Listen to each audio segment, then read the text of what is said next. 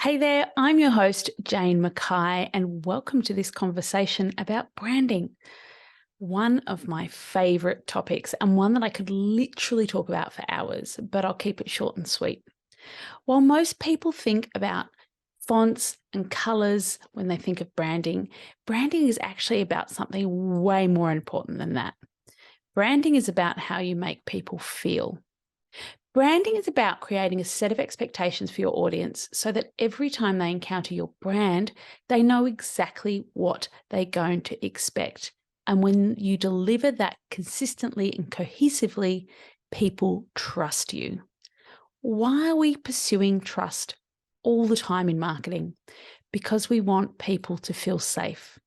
Safety is an innate human need. And when we talk about subconscious marketing, this element of making people safe is at the core of everything that we do.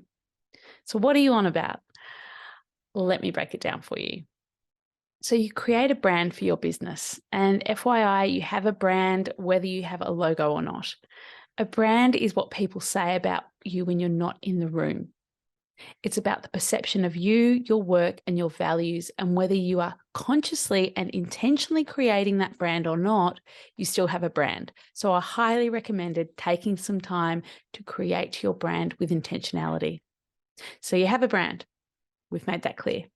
And when people see your post on Instagram or hear or see your name mentioned, immediately that will conjure up a bunch of imagery and feelings for them.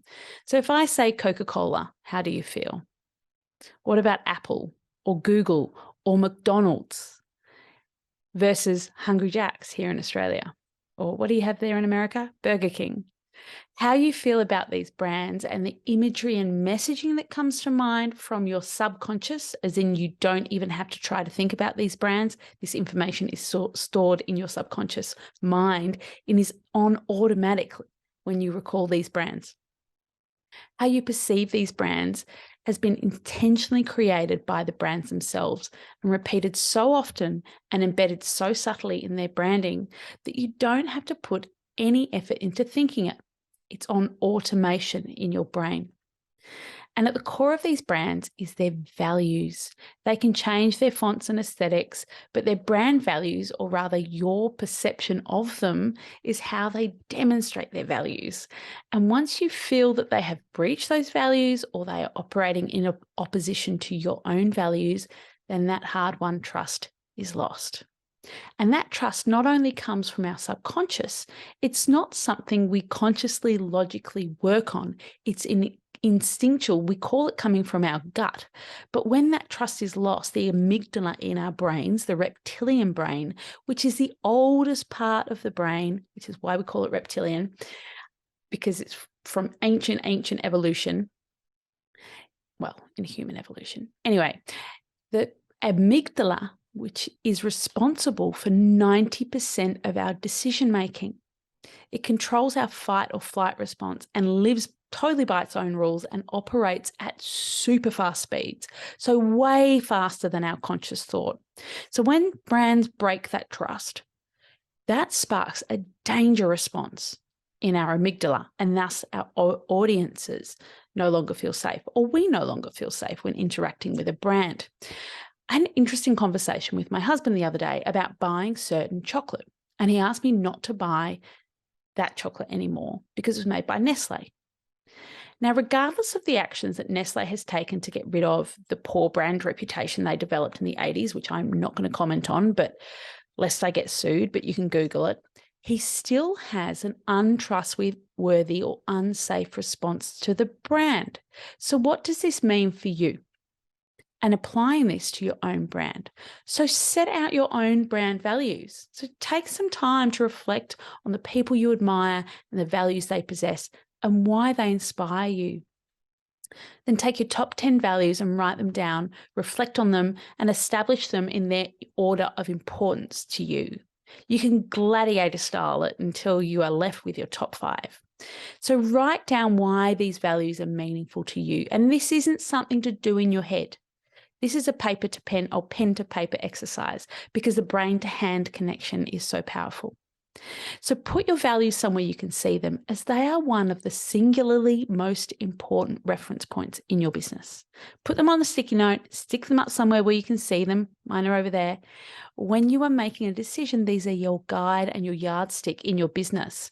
So my values, in no particular order, are integrity, fun, generosity, freedom, and love. And they feel so good.